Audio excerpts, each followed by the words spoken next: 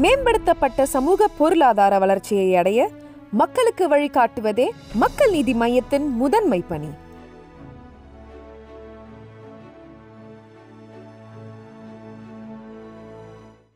என்னையா மறுபடியும் பொண்ணு பார்க்க கிளம்பிட்டீங்க போல? நான் இங்க வரதுக்கு முன்னாடி எங்க ஊர்ல ஒரே பேச்சு. ஜாதகத்துல ஏதாவது பிரச்சனையா? 30 வயசுக்கு மேல எல்லாம் டவுட் தான்.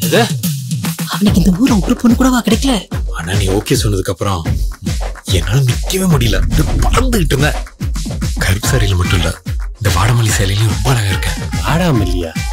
நான் தான் சொன்னேன்ல, இந்த சம்பந்தம் கண்டிப்பா அமைஞ்சிரும்னு.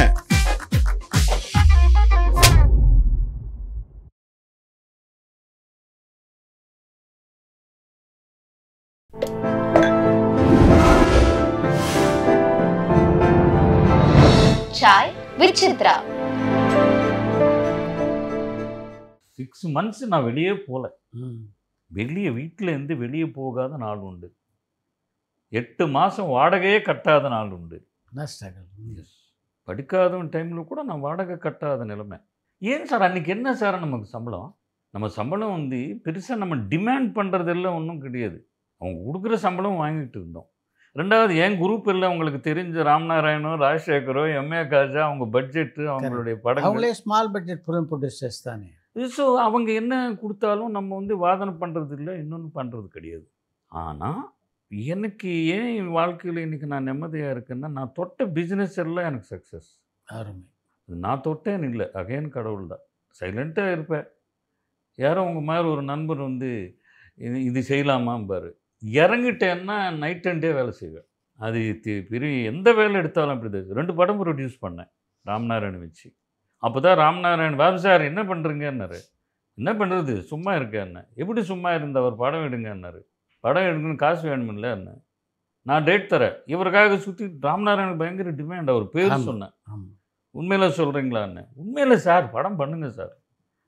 வந்து யாரோ ஒரு ஃபைனான்சர் சொன்னேன் 50 லட்சம் ஒரே செக்கு. இதே ராம்நாராயண் பேர் சொன்னோடனே டைரக்டருக்கு கேட்டு உங்களுக்கு அட்வான்ஸ் எவ்வளோ வேணும்? எனக்கு ஒன்றும் வேண்டாம் சார், படம் முடிச்சுட்டு 10 லட்சம் கொடுங்கன்னாரு. அதான் ஈஸ்வரி. ஆனந்த பாபு ஹீரோ, கௌதமி ஆனந்த பாபு, ஹிந்தி பரிவார். அப்போது நான் ஹீரோவாக நடிக்கலை. அதுதான் என்னோடய மைண்டு பிஸ்னஸ்ஸு.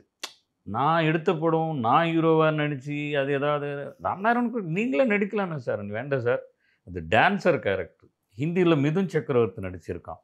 ஆனந்த பாபு நல்லா இருப்பார், அந்த டான்ஸு அந்த குரங்கு எல்லாம் வச்சுக்கிட்டு. அது எங்களுக்கு பிஸ்னஸ் ஆகலை சார், ஆகலை. தேனாண்டால் ஒன்று தான் சக்ஸஸ். வெளியே எடுத்து அது எந்த சக்ஸஸ் கிடையாது ராம்நாராயண் சார் கரியரில். தேனாண்டால் மூவிஸ் தான் அவருக்கு. அது கண்டினியூஷன். ஒரு வீடு கதை ஒரு தொடர் கதையை தெலுங்கில் எடுத்தார். அது அவுட்டு. தயாரிப்பாளராக நட்டம் தான். பட் ஃபைனான்சர் இருக்கிறதுனால நான் டைரெக்ட்லி எனக்கு நஷ்டமும் கிடையாது. அவர் விருப்பப்பட்டவர், கணக்கு உனக்கு அவர், நான் தான் ப்ரொடியூசரு. விஜயபாபு ப்ரெசன்ட்ஸு.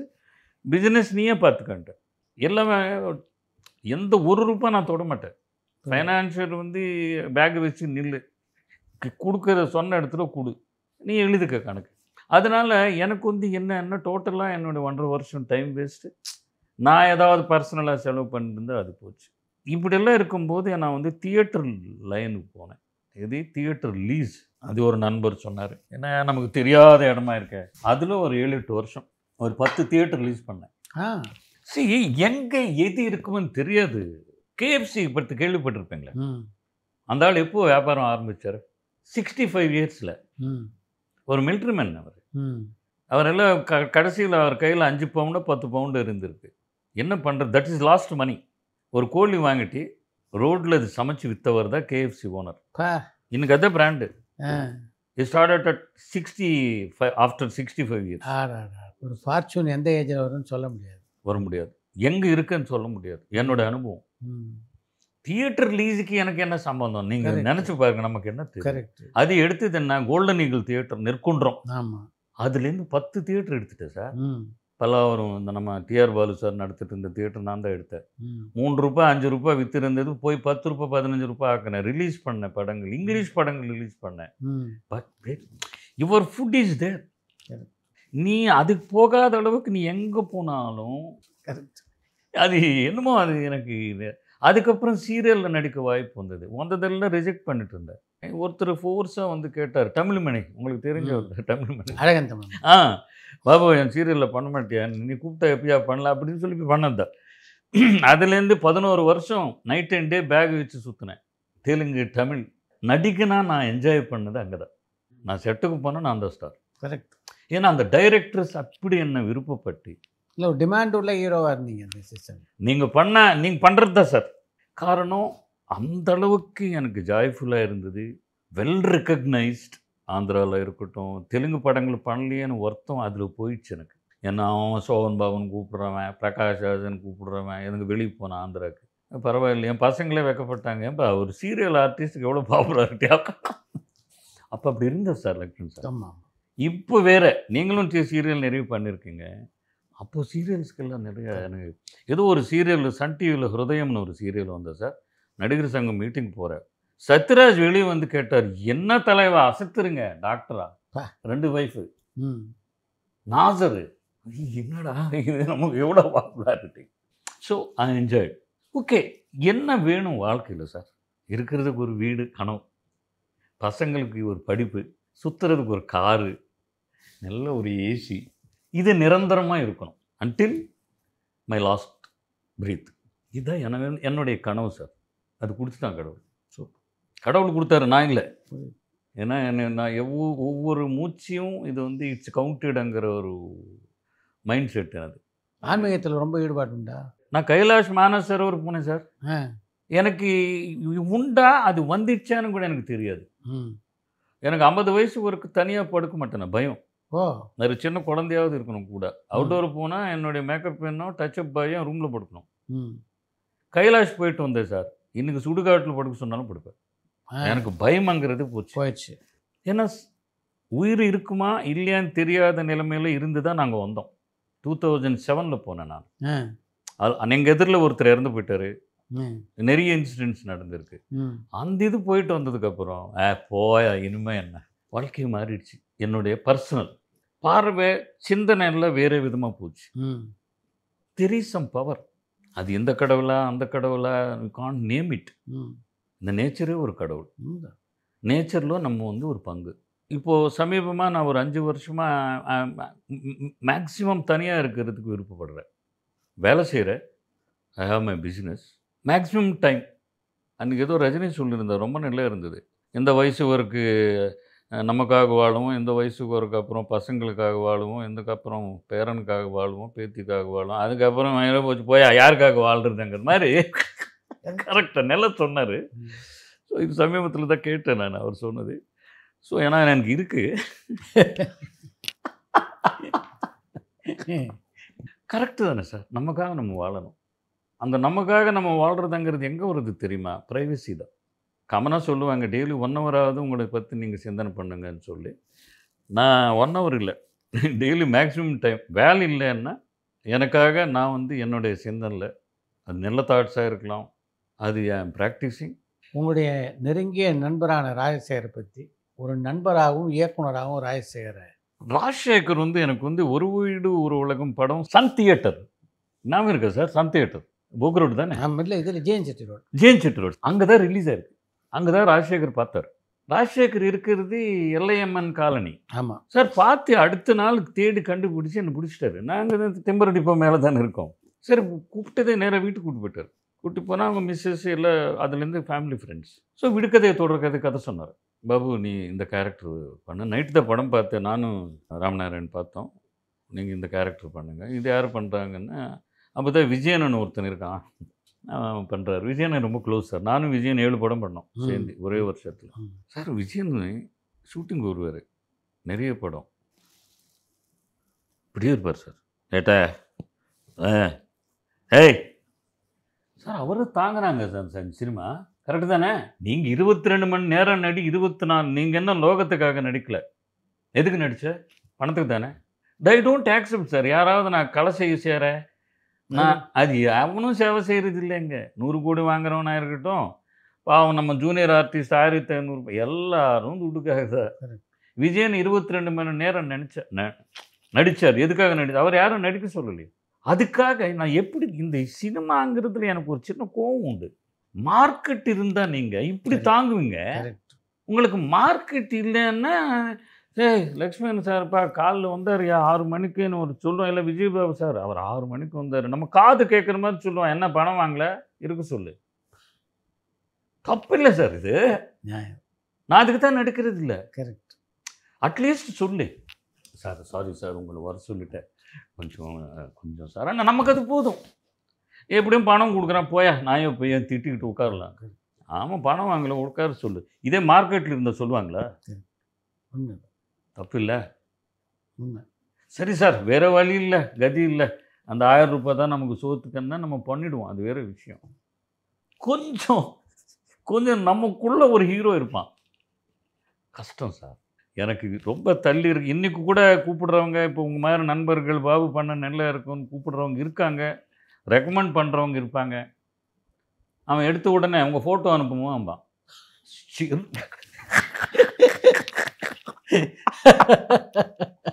இப்போ எந்த கெட்டப்பில் இருக்கீங்க சார்? என்ன சொல்லணும் நான்?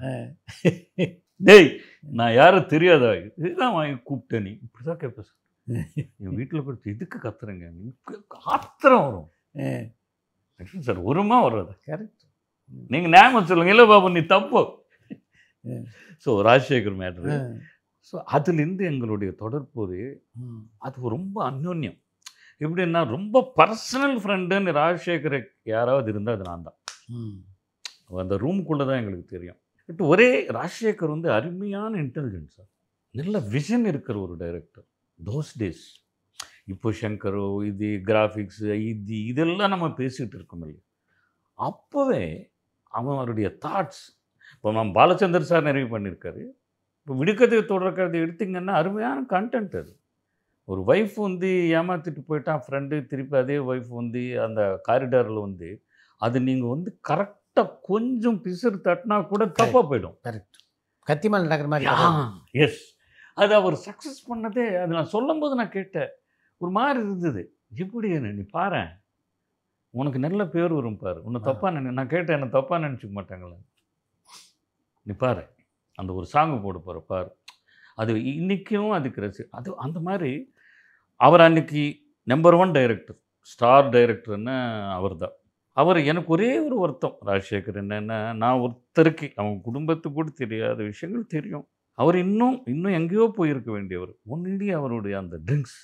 நான் எவ்வளவோ ட்ரை பண்ணி பார்த்தேன். எனக்கு சம்டைம்ஸ் அவர் ஊட்டியில் ஷூட்டிங் ஏதாவது இருந்தால் அவங்க ராஜசேகர் பிரதர்ஸ் இருப்பாங்க, செந்துரு அவங்கெல்லாம் என்னை அனுப்புவாங்க. அண்ணா நீங்கள் வாங்க, நீங்கள் இருந்தால் அண்ணா கொஞ்சம் நல்லா இருப்பார்.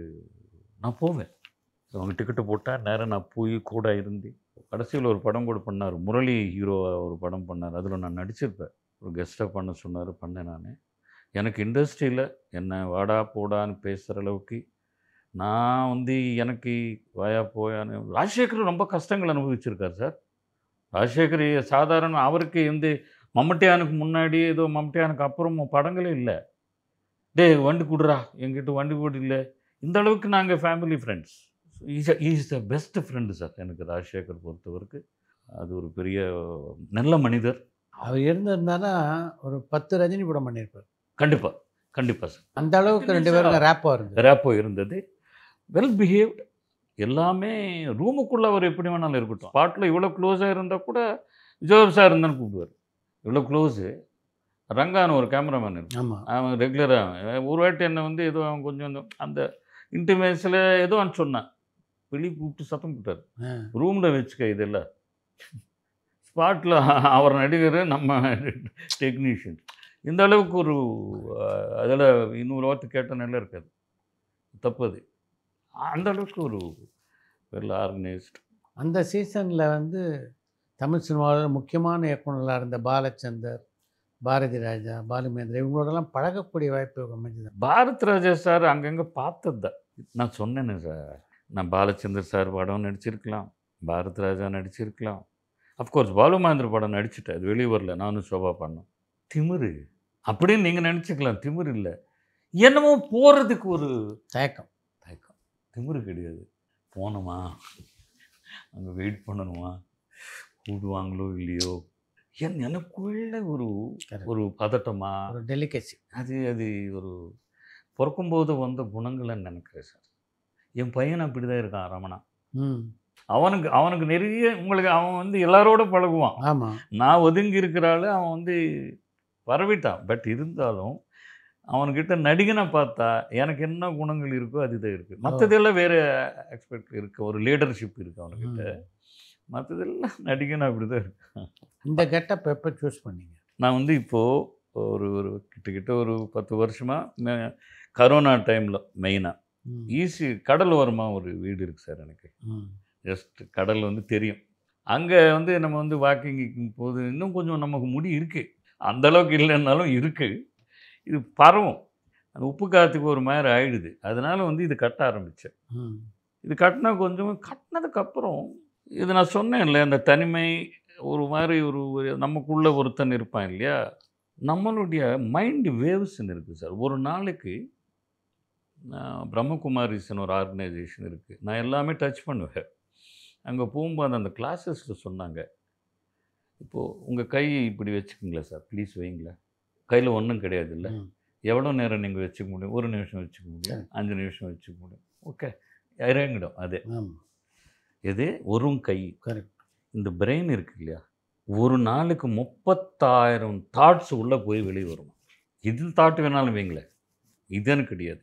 ஒரு நார்மல் மனிதனுக்கு இப்போ டென்ஷன்ஸ் இருக்கிறவனுக்கு இன்னொன்று எத்தனை இருக்கும், டபுள். இது ஒரு வாட்டி இப்போ கேள்விப்பட்டிருந்தேன். அது கட் பண்ணால் இது கட்டினேன்னா எனக்கு இது எப்படி இருந்ததுன்னா, ஒரு மலையில் போகும்போது கொடை பிடிச்சிட்டு போகிறோம், ஒரு வெயிலில் போடும்போது ஒரு கேப் போட்டுட்டு போகிறோம். எதுக்கு? வெயில் படக்கூடாதனோ, மழையில் நினைக்கக்கூடாதனோ. எனக்கு இது என்ன போச்சு, somehow my mind is in ஏதோ ஒரு இதில் அப்படி இருக்குது, அப்படி இப்படி போக மாட்டேங்குது. ஒரு கம்ஃபர்ட். எஸ், அந்த வேவ்ஸ் வந்து கண்ட்ரோல் பண்ணுது அப்படின்னு தோணி ஐ ஸ்டார்டட் ரெகுலராக இது வந்து நான் என்ன ட்ரெஸ் பண்ணுறேனோ அந்த கலரில் மேக்ஸிமம் ஐ மீன் முடிஞ்ச ஒர்க்கு கடிக்கணும் இல்லை, எல்லாம் என் பெட் மேலே இருக்கும். ஏன்னா அது எங்கெங்கே போட்டு தேட முடியாது. ஸோ அதனால் அப்படி பழகிட்டேன். உங்கள் பையனை நடிகனாக்கணுன்றது உங்கள் முடிவா இல்லை அவருக்கே ஆர்வம் இருந்தது? இல்லை சார், கடவுளினுடைய. சரி, அவன் ஏதோ நான் நடிச்சுட்டு இருக்க இந்த ஷூட்டிங்க்கு வந்தான் சார். ஏவிஎம்மில் ஒரு சீரியல் நடிச்சிட்டு இருந்தேன். அவன் ஹாப்பியாக சோழா ஹோட்டலில் அசிஸ்டன்ட் மேனேஜராக இருந்தான். ஷூட்டு கீட்டோடு போட்டுட்டு போயிட்டு இருந்தான். டே வீட்டில் கண்டினியூட்டி ட்ரெஸ்ஸு நமக்கு தான் துணி தூக்கிட்டு போகணுமே நீ இந்த சீரியல்ஸுக்கு.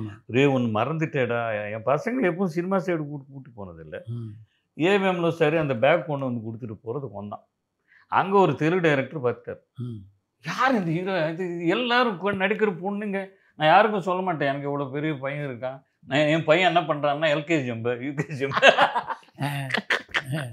ஸோ பார்த்துட்டாங்க அவங்க வர்றான். அவங்க எல்லாம் யூத்து, அப்போ இன்னும் சின்ன பையன் இல்லை, வர்றான். பார்த்துட்டு அவர் பிடிச்சிக்கிட்டாரு. இரு இரு இரு எங்கே ஓடுறேன்னு. அப்புறம் வந்து கூட நடிச்சுட்டு இருக்கவங்க அவங்கவுங்க எல்லாம் சுற்றிக்கிட்டாங்க. அவர் செஞ்ச வேலை சார். அவர் கொண்டு போய் ஆந்திராவில் தாசநாராயணராவ், இவர் தாசநாராயணக்கிட்ட வேலை செஞ்சவர். தாசநாராயணராவ் என்ன கேட்டார், ஏன் நீங்கள் அனுப்பக்கூடாது? எதுக்குயா, நான் பட்டது போதும், அவன் ஏதோ படித்து வேலைக்கு போகிறான், சுவிட்சர்லாண்டு அனுப்பலான்னு இருந்தேன் நான். ஹோட்டல் மேனேஜ்மெண்ட் அங்கே அனுப்பிச்சிட்ட வாழ்க்கை வேறு விதமாக போயிடுமேனு சினிமா கொண்டு போயிடுச்சு. அங்கேருந்து தமிழ் அங்கே என்னடான்னா பார்த்த வாரசர்கள் பெருசாக இருக்காங்க, அவங்கள சொந்தமாக பண்ணுறாங்க. கிரேட் ஹீரோஸ் சார், எங்கள் ஹீரோஸ் இப்போ இருக்கிற எல்லா ஹீரோஸ். தமிழில் சான்ஸ் வந்தது, தமிழ்லேயும் நடிச்சிட்டான். அவனை பற்றி யாரும் குறை சொல்கிறது இல்லை. படம் ஓடலையே, படம் ஒன்றா தானே சார். நீங்கள் நடித்தாலும் நான் நடித்தாலும் நான் கவுண்டர்மணி சொல்கிற மாதிரி ஓடுற படத்தில் நம்ம இருக்கணும்டா. அது மாதிரி அவனுக்கு எல்லா படங்கள் எல்லா பேரும் எல்லாம் இருக்குது. பட் ப்ராப்பர் சக்ஸஸ் இல்லை. பார்ப்போம், பிராப்தம் கடவுள் இப்படி வச்சுருந்தார். நானாக போய் ரமணா என் பையன் அப்படின்னு யாருக்கிட்ட போய் நானாக சொல்லிட்டதே கிடையாது. ஒரு காலகட்டத்தில் விஷாலுக்கு லெஃப்ட் ரைட் மாதிரி 2 பக்கம், ஒரு பக்கம் நந்தாவும் ஒரு பக்கம் ரமணாவும் இருந்தாங்க. விஷாலிஸ் அவன் நல்லவன். விஷால் பற்றி நான் இன்னும் வெரி நல்ல ஹார்ட்டு. சின்சியராக சொல்லணும்னா ரமணாக்கு எப்பவுமே படம் எடுக்கணும்னு ஆசை கிடையாது. எடுத்திருந்தேன், நானே எடுத்திருப்பேன். இப்போது விஷால் வந்து ஒரு ஸ்டேஜில் வந்து இவங்களை எடுக்க சொல்லியிருக்கேன். யார்? நந்தாவை, ரமணாவை. ஒரு நாள் விஷாலே எனக்கு ஃபோன் போட்டார் நைட்டு 2 மணிக்கு. கேட்டேன், இவன் சொந்த படங்கள் எல்லாம் உனக்கு லாஸ் வருது, ஏன் வருது? இப்போ சினிமா உலகத்துக்கு வர்றவங்களுக்கு என்ன மாதிரியான அட்வைஸ் சொல்லணும்னு நினைக்கிறீங்க? இப்போ இருக்கிற ஜெனரேஷன் முன்ன மாதிரி இல்லை. மேம்படுத்தப்பட்ட சமூக பொருளாதார வளர்ச்சியை அடைய மக்களுக்கு வழிகாட்டுவதே மக்கள் நீதி மையத்தின் முதன்மை பணி.